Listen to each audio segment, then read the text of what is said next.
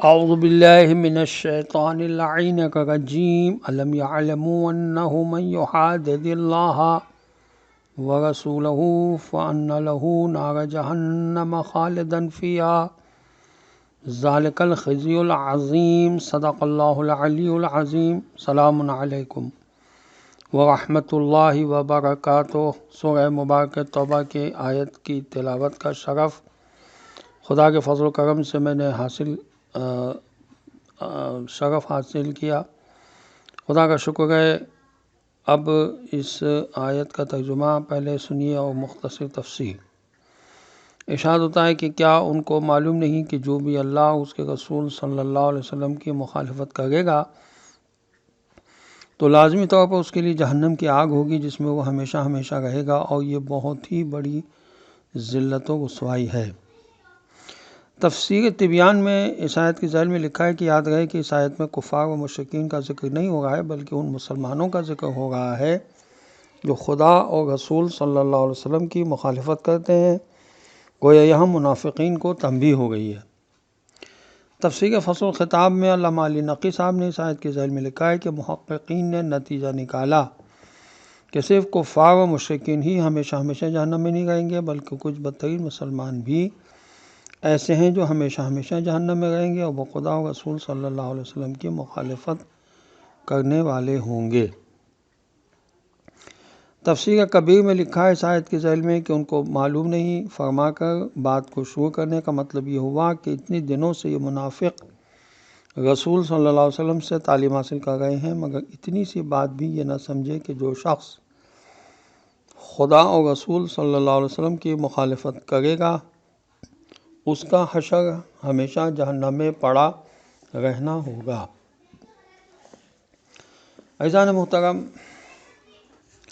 خداوند عالم فرماتا ہے کہ جو لوگ ہماری راہ میں جہاد کریں گے انہیں ہم اپنی راہ کی طرف ہدایت کریں گے، لیکن خداوند عالم کسی کو ابتدائی گمراہی نہیں دیتا، کیونکہ ابتدائی گمراہی ہدایت ابتدائی سے سازگار نہیں ہے۔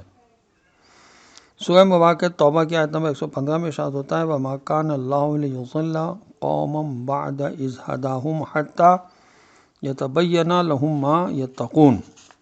خدا کسی قوم کو ہدایت کے بعد گمراہ نہیں کرتا یہاں تک کہ تقویٰ کی راہ میں تقویٰ کی راہ ان کے لیے روشن ہو جائے، اور سزا کے طور پر گمراہی ان لوگوں کے لیے ہے جو اپنے برے اعمال اور صفات رذیلہ کی وجہ سے ہدایت الہی سے محروم ہو گئے۔ ان میں سے کچھ نمونے کے طور پر یہاں ذکر کرتا ہوں میں۔ کفر کے بارے میں ارشاد ہوا سورہ مبارکہ بقرہ کی آیت نمبر 264 میں وَاللَّهُ لَا يَهْدِي الْقَوْمَ الْكَافِرِينَ۔ اللہ کافروں کو ہدایت نہیں کرتا۔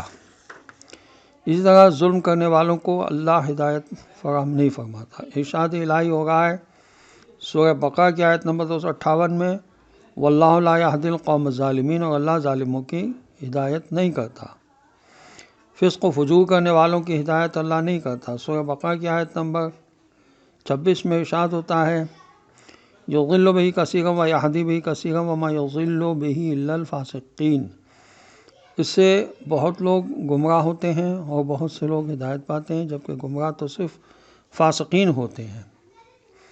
اسراف، زیادہ روی اور جھوٹ بولنے والوں کے بھی اللہ ہدایت نہیں فرماتا ہے۔ ارشاد رب العزت ہے سورہ غافر کی آیت نمبر 28 میں ان اللہ لا یہدی من ہوا مسرف کذاب، بے شک خدا تجاوز گر اور بہت زیادہ جھوٹ بولنے والے کو ہدایت نہیں دیتا۔ لوگوں کی ہدایت کی اہمیت مولا علی علیہ السلام فرماتے ہیں، یہ اصول کافی کی جلد 5 صفحہ 136 میں ہے کہ مولا علی علیہ السلام فرماتے ہیں کہ جب رسول اللہ صلی اللہ علیہ وسلم نے مجھے یمن بھیجا تو فرمایا اے علی، اسلام کی دعوت سے قبل کسی سے جنگ و جدال نہ کرنا، واللہ اگر خدا کسی کو تمہارے ذریعے ہدایت دے تو تمہارے لیے ساری کائنات سے بہتر ہے۔ ہدایت کی روشنی میں حقیقی زندگی کس طرح گزاری جاتی ہے؟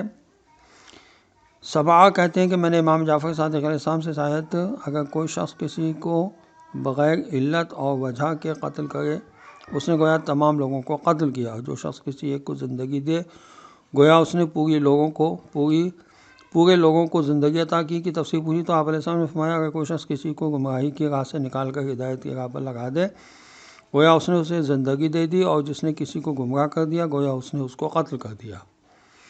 وآخر دعوانا ان الحمد للہ رب العالمین، والسلام علیکم ورحمۃ اللہ وبرکاتہ۔